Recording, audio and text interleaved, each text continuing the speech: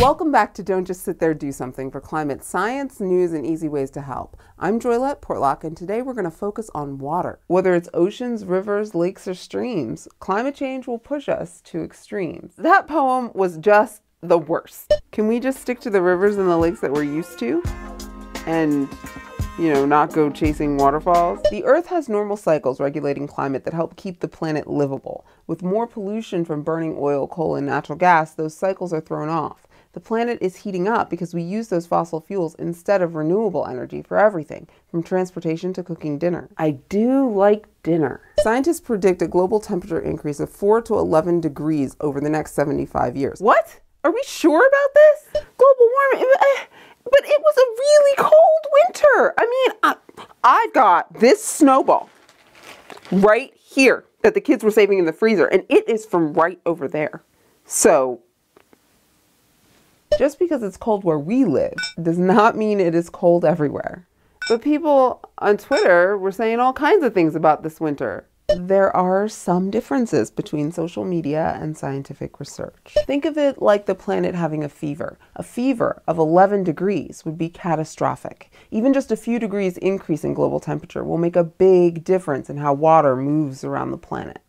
The Earth has a fever, and the only prescription is more cowbell.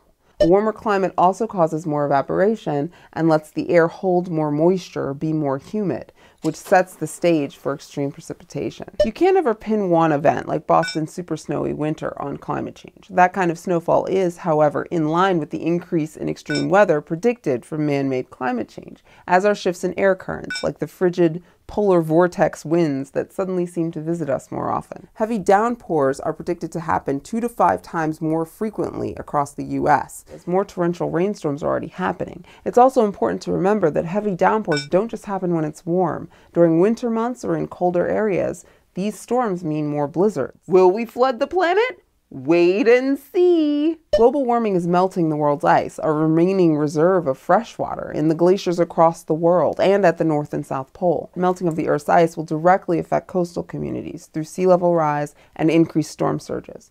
Like an overflowing bathtub, all that extra water has to go somewhere. Other areas will be drier than normal, which we've talked about before. The western U.S. depends on mountain snowpack for 75% of its water. This has me going through a stream of emotions. What are we going to do about this water? Great international news. Leaders of the G7 countries have agreed to a massive cut in climate pollution by 2050 and to phase out fossil fuels this century. The G7 agreement isn't binding, and on its own won't reduce pollution fast enough to avoid climate catastrophe. But it is a clear signal that world leaders want to finally get it in gear during UN negotiations in Paris later this year. China, though not part of this group, seems committed to climate action as well. In addition, Pope Francis plans to release a highly influential document about the importance of climate action on June 18th, so stay tuned. Now back to your program in progress.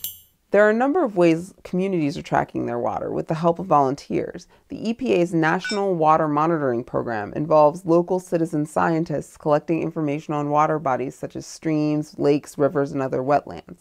That information aids the decision-making process and helps build awareness about problems and solutions.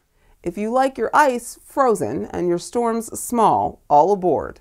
Don't just sit there. Do something. One easy way for you to help from home is to plant a garden or join a community garden near you. The soil in gardens helps prevent flooding by soaking up the increased precipitation, and plants also clean pollution from the air, including the kind causing climate change. So gardening has a double benefit. I have killed every houseplant I've ever touched. Many cities have urban gardening initiatives to help people get started, like the Grow Pittsburgh Garden Resource Center here. Community garden organizations and many online sites will teach you all you need to know. The easiest way to learn is by doing. All right, I may as well plant something. And fresh veggies will save me grocery money too, so this is good for my wallet, my health, and the environment. Secondly, make sure that the people representing you in Congress actually share your concern about climate change. The League of Conservation Voters 2014 National Environmental Scorecard is now available online, so click here and check to see whether your elected officials are representing you or the polluters. Check your legislator's report card and grow something green. In other words, don't just sit there. Don't just sit there. Don't just sit there. Do something. You can follow the show on Twitter, Facebook, Google+, YouTube, iTunes, or on the web at djst.tv. So watch again and tell your friends. Here, catch!